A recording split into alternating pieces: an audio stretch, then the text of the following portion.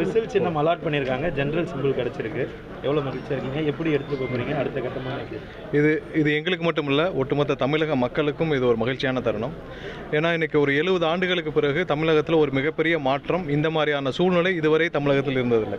எப்படின்னா ஒரு கட்சி ஆரம்பிக்கப்பட்டு 2 ஆண்டுகளில் ஒட்டுமொத்த தமிழகத்தில் இருக்கிற கடைக்கோடி கிராமத்தில் இருக்கிற ஒரு கடைசி வீடு வரைக்கும் இன்று எங்களுடைய தலைவர் சென்றடைந்திருக்கிறார்.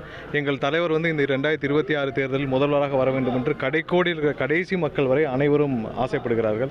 இது மக்களுக்கான அரசாக இருக்கும் என்று நம்புகிறார்கள்.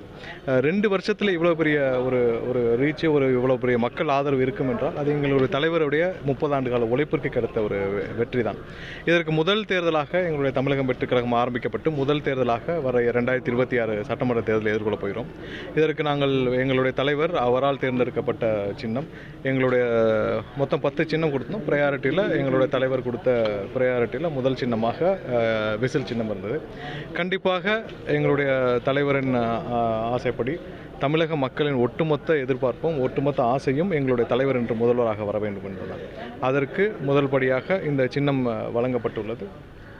கண்டிப்பாக கடந்த ஒரு 2 மாதமாக தமிழகத்தில் எங்கே போனாலும் மக்கள் எல்லாம் கேட்குறது உங்களுக்கு என்ன சின்னம்ன்றதான்.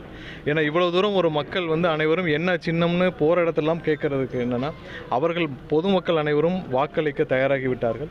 எங்களுக்கான என்ன சின்னம் என்பதை பொதுமக்கள் தினமும் எதிர்பார்த்து காத்து கொண்டிருந்தார்கள்.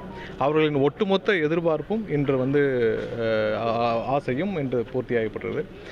ஒரு சின்னம் ஒதுக்கப்பட்டு கட்சியினருக்கு முன்னாடி இன்று மக்கள் அனைவரும் சேர்ந்து கொண்டாடும் ஒரு சின்னமாக இருக்குது. கண்டிப்பாக 2026 தேர்தலில் வெற்றி சின்னமாக இந்த விசில் சின்னம் இருக்கும் என்பதில் எந்த மாற்று கருத்தும் இல்லை. 2026 எங்களுடைய தலைவர் முதல்வராக அமர வைக்கும் இந்த சின்னம் தமிழக மக்களின் ஒட்டுமொத்த மக்களின் வெற்றி சின்னமாக இருக்கும் என்பதில் எந்த மாற்று கருத்து. தமிழ்நாட்டை பொறுத்த வரைக்கும் சின்னங்கள் எலெக்ஷனில் ரொம்ப பெரிய ரோல் ப்ளே பண்ணுது. இன்னும் 90 டேஸ் இருக்குது. நூக் அண்ட் கார்னர் வரைக்கும் எடுத்துகிட்டு போகணும். எப்படி எடுத்துகிட்டு போக போகிறேன் அந்த சின்னத்தை? இப்போவே நீங்கள் நான் சொன்னேன். இப்போ ஒரு நிமிஷத்துலேயே 2-3 நிமிஷத்துலேயே பார்த்தீங்கன்னா தமிழகம் முழுவதும் இந்த சின்னம் போய் சேர்ந்து விட்டது. எங்களுடைய கட்சியினரும் ஆங்காங்கே அவர்கள் அனைத்தும் சின்னத்தை கொண்டு போய் சேர்க்கும் வேலைகளை செய்வார்கள். மக்களுக்கான சின்னம் எங்களுடைய கட்சி சாமானிய மக்களுக்கான கட்சி.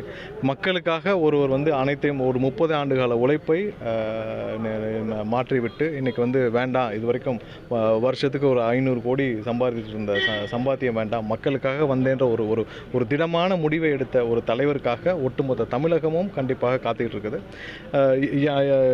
மக்களை மட்டுமே நம்பி எங்களுடைய தலைவர் இந்த பயணத்தை மேற்கொண்டார். மக்களும் அதை ஏற்றுக்கொண்டிருக்கிறார்கள். ஒட்டுமொத்த தமிழக மக்களும் அதை ஏற்றுக்கொண்டிருக்கிறார்கள். மக்கள் அனைவரும் சேர்ந்து இந்த தேர்தலில் கண்டிப்பாக எங்களுக்கு அனைவருக்கும் எங்களுடைய தலைவரின் வேட்பாளர்கள், எங்கள் தலைவர் நிறுத்தும் அனைத்து வேட்பாளர்களுக்கும் ஒரு ஒட்டுமொத்த வெற்றியை தருவார்கள் என்பது எந்த மாற்று கருத்தும் இல்லை. தலைவர் பேசினாங்களா சார்? சின்ன ஒதுக்கீடு பண்ணதுக்கு பிறகு தலைவர் ஏதாவது தொடர்பு கொண்டாங்களா? முக்கிய நிர்வாகிகிட்ட பேசினாங்களா? தகவல் அவருக்கு போயிடுச்சுங்களா?